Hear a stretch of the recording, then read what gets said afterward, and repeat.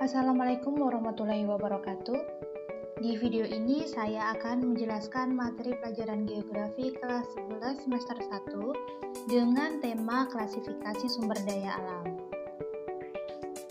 Tapi sebelum masuk ke materi, tolong perhatikan petunjuk berikut ini.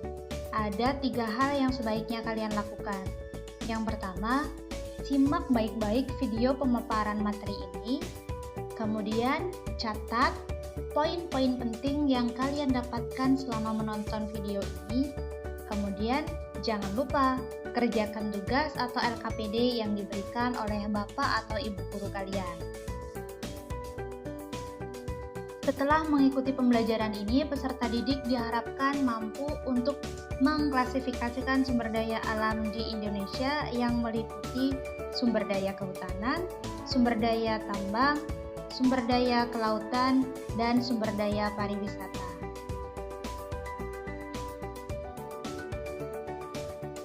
Kalian pasti sudah tahu dong bahwa di Indonesia ini terdapat banyak sekali sumber daya alam. Mungkin beberapa di antaranya ada di kanan kiri atau di sekitar lingkungan kalian.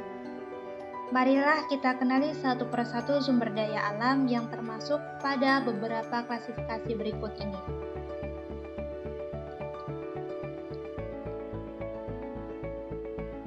Klasifikasi sumber daya alam yang pertama adalah kehutanan. Indonesia memiliki hutan yang masih cukup luas. Beberapa jenis hutan yang ada di Indonesia antara lain hutan musim, hutan hujan tropis, hutan sabana, dan hutan bakau. Hutan musim biasanya dipengaruhi oleh iklim musim. Biasanya terdiri dari satu jenis tumbuhan seperti pohon angsana dan pohon jati. Pohon-pohon di hutan musim biasanya meranggas di musim kemarau dan tumbuh kembali ketika musim hujan telah datang. Hutan hujan tropis terdapat di daerah dengan curah hujan yang tinggi. Biasanya, pohon-pohon di hutan hujan tropis ini berdaun lebat dan jenis tumbuhannya heterogen atau bermacam-macam. Pohon-pohon tinggi dililiti oleh tumbuhan merambat seperti rotan. Sinar matahari sulit menembus sampai ke tanah karena tebalnya lapisan atau kanopi daun yang ada di atasnya. Hal itu menyebabkan kelembapan yang ada di sekitar tanah menjadi tinggi. Hutan yang ketiga adalah hutan sabana. Hutan sabana terdapat di daerah dengan curah hujan yang minim atau jarang sekali terjadi hujan. Hutan sabana merupakan padang rumput dan semak belukar. Biasanya hutan sabana dimanfaatkan oleh masyarakat untuk kegiatan peternakan seperti peternakan kuda, peternakan sapi, dan kambing. Hutan bakau terdapat di daerah pantai dengan lumpur dan ombak yang kecil. Akar-akar dari pohon bakau berfungsi untuk menahan abrasi dan menjadi tempat untuk pemijahan ikan. Jadi ikan-ikan akan beranak di sekitar akar hutan bakau atau pohon bakau karena tempatnya terlindung.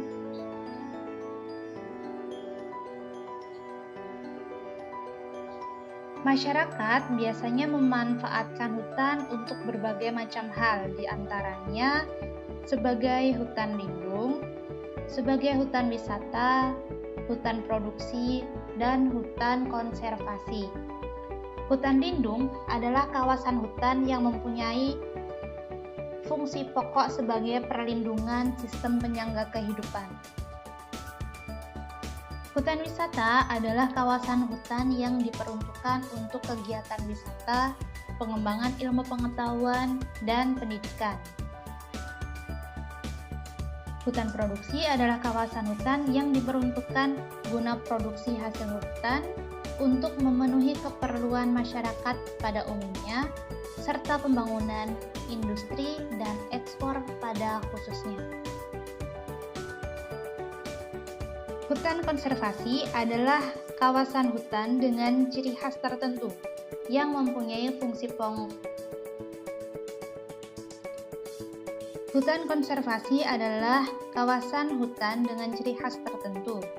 Biasanya, hutan konservasi mempunyai fungsi pokok untuk pengawetan keanekaragaman hayati yang terdiri dari tumbuhan dan hewan atau satwa serta ekosistemnya. Selanjutnya, mari kita kenali sumber daya yang kedua, yaitu sumber daya pertambangan. Hasil tambang Indonesia banyak sekali jenisnya. Ada emas, batu bara, minyak bumi, timah, pasir, dan masih banyak lagi. Apakah kalian tahu bahwa barang tambang digolongkan menurut kepentingannya ke dalam 3 golongan? Nah, ada barang tambang golongan A, golongan B, dan golongan C. Barang tambang golongan A biasa disebut juga sebagai barang tambang strategis, merupakan bahan galian yang berperan penting dalam kehidupan suatu negara. Contoh barang tambang golongan A adalah minyak bumi, gas alam atau gas bumi, dan batu bara, nikel, juga timah. Barang tambang golongan B biasa disebut sebagai barang tambang vital, merupakan bahan galian yang mempunyai peranan penting dalam kegiatan perekonomian suatu negara. Bahan galian golongan B ini dikuasai oleh negara dengan menyertakan rakyatnya.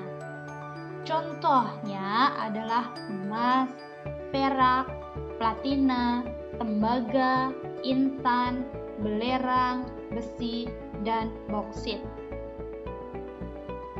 Yang terakhir adalah barang tambang golongan C yang disebut juga dengan bahan galian industri.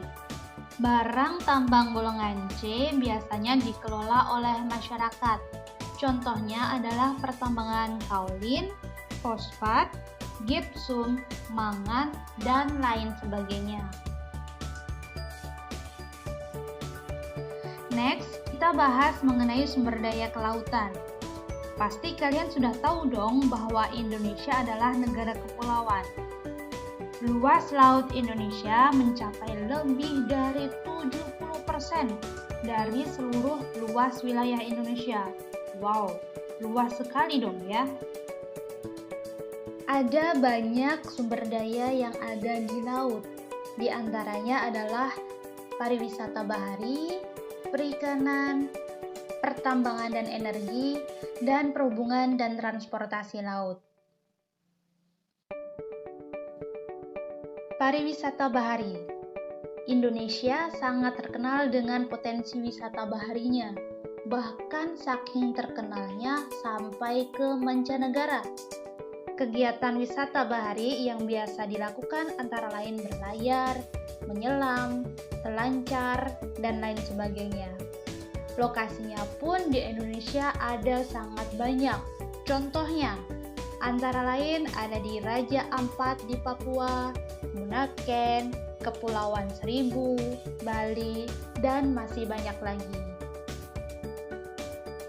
Potensi yang kedua adalah perikanan. Perikanan di Indonesia meliputi perikanan tangkap dan perikanan budidaya. Hasilnya sama-sama melimpah, hampir di seluruh wilayah Indonesia sama rata. Contoh potensi perikanan di Indonesia antara lain ikan tuna, udang, lobster, dan lainnya. Perikanan merupakan sumber daya yang dapat diperbaharui. Sumber daya yang ketiga yaitu berkaitan dengan pertambangan dan energi. Pertambangan di perairan Indonesia antara lain tambang minyak bumi dan gas bumi, tambang pasir kuarsa, tambang biji besi, dan lain-lain. Sementara sumber energi terbarukan di laut berasal dari arus laut, gelombang, dan suhu. Salah satu contoh yang sudah dimanfaatkan adalah Ocean Thermal Energy Conversion atau OTEC. Yang terakhir berhubungan dengan perhubungan dan transportasi laut. Alat transportasi di laut yang umum digunakan adalah kapal. Kapal dapat digunakan untuk membawa muatan yang banyak antar pulau. Bukan hanya pelayaran di dalam negeri, tetapi wilayah Indonesia juga dilalui untuk pelayaran internasional. Bangga dong ya. Sumber daya yang terakhir berkaitan dengan pariwisata. Indonesia punya banyak sekali tempat wisata. Bahkan di kanan kiri kalian, di sekitar kalian pun pasti ada tempat wisata, bukan? Nah, berikut ini hanyalah beberapa dari sekian banyak jenis wisata yang ada di Indonesia. Yang pertama adalah pariwisata bahari. Pariwisata bahari ini berkaitan dengan laut, seperti yang kita jelaskan tadi. Yang kedua adalah pariwisata budaya yang merupakan hasil karya cipta manusia. Yang ketiga, pariwisata cagar alam, di mana kita bisa menikmati keindahan alam. Selanjutnya, pariwisata pertanian yang berupa lahan pertanian, perkebunan, dan peternakan. Ada juga pariwisata petualangan yang memberikan sensasi berpetualang di alam maupun wahana buatan.